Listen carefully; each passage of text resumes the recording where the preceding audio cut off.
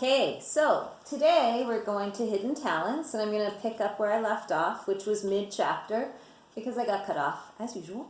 And I left today's question suitably vague because I wasn't sure where I wanted you to really think. I wanted you to use your own ideas of what would help you get more meaning from the book. So I said, what do you think the author's message is? And my point being, we're seeing a lot of different pieces coming together, and you can look at the relationship between the boys and how it's forming. You can look at the next steps that are happening and what the author might have entailed by doing that. You can think about what direction the author might take this story next. We know that Edgeview is under review.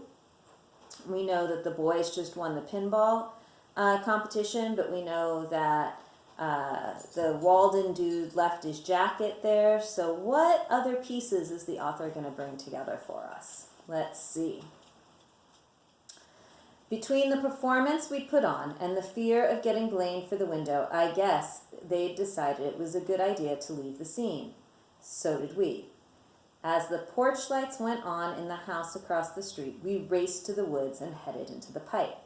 "We were awesome," Flinch said. "What a team!" "That was so cool," Torchy said. "I knew Cheater would figure out what I was thinking about chopping the stick, but I never would have thought of the kick part. That was so great." "Yeah, nice move with the stick," Lucky said. "You too, Trash." "Nice and stupid," Trash said. "I almost broke my hand when I hit it, but it was worth it to see their faces." "Yeah," I said. "I don't think we're going to get any more trouble from Edgies." We pushed aside the manhole cover and climbed up to the schoolyard. I never thought I'd view it as a safe harbor. At the moment, I was glad to be back. Between our victory over the Edgies and our smashing success at pinball, we were one happy crowd as we went toward the back wall. "Me first," Cheater said, rushing to the ladder. "Shh," I warned. "Someone will hear us." "Who cares?" Torchy asked. "We're the champs." "Champs!" Lucky shouted. "Alters forever!" I yelled. We all rushed at the ladder and started wrestling, getting wet and white and half frozen in the remaining snow. We ended up in a laughing, hitting tangle with nobody trying seriously to go back up to Lucky's room. Finally, we all collapsed on the ground. "We'd better get back inside," I said when I'd caught my breath. "Winners first," Flinch said, pointing to Trash. Trash shook his head. "No, that's okay. You take the lead, my man."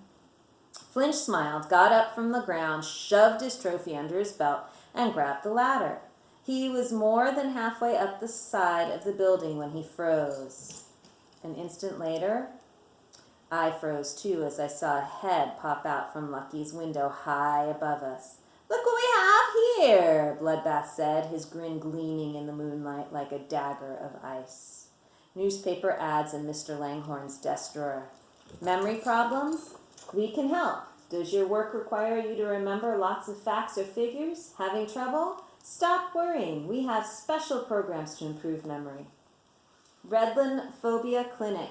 We specialize in fear of flying. Let us help you conquer your problems. Don't let your fears keep you from experiencing the joys of travel. Call today for an appointment." What'd we just learn about Mr. Langhorne? A declaration of war. The most awful part for me, standing on the ground, was watching Flinch as he tried to scramble down the ladder. I knew he must have seen what was going to happen before it happened, but there was nothing he could do. He was too far up. "Have a nice trip," Bloodbath called. He leaned back and lifted his foot.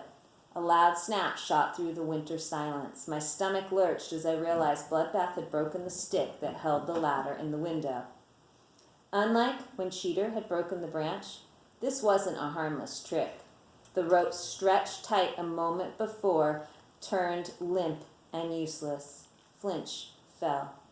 The fall seemed to take forever, but for the whole dreadful stretch of nightmare time, I couldn't move. In my mind, I tried frantically to think of some way to help, to catch Flinch or to break his fall. In front of my eyes, he tumbled away from the wall, his hands out in front of him like someone trying to hold off a monster. But the monster was the earth, and nothing he did could hold it off. The sound Flinch made when he hit was hardly more than a dull thump, muffled by the snow. but it jolted through me from my groin straight up to my guts. We rushed over. Flinch sprawled on the ground.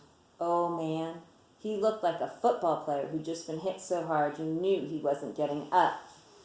I knelt next to him, but I had no idea what to do.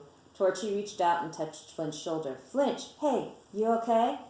There was a faint sound. Crazy as the thought was, it reminded me of a chicken clucking.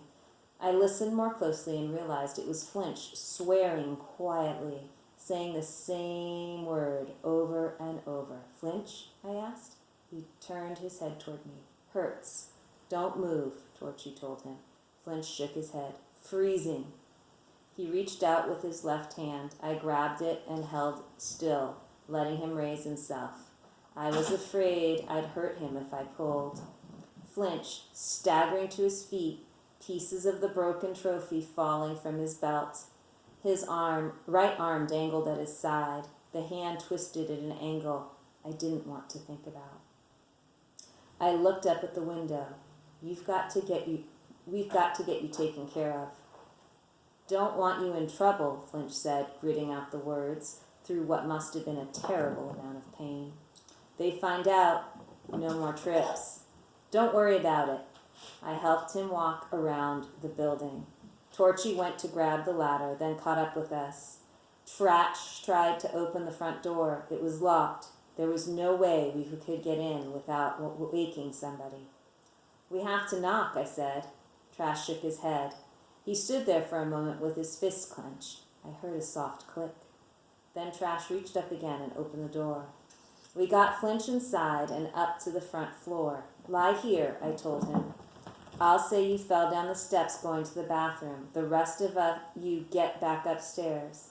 Flinch nodded, then gasped something. What? I asked, leaning closer to him. Snow, he said, pointing to my pants. I brushed myself off, then got as much snow off Flinch as I could without hurting him. I was about to go for help when Flinch spoke again.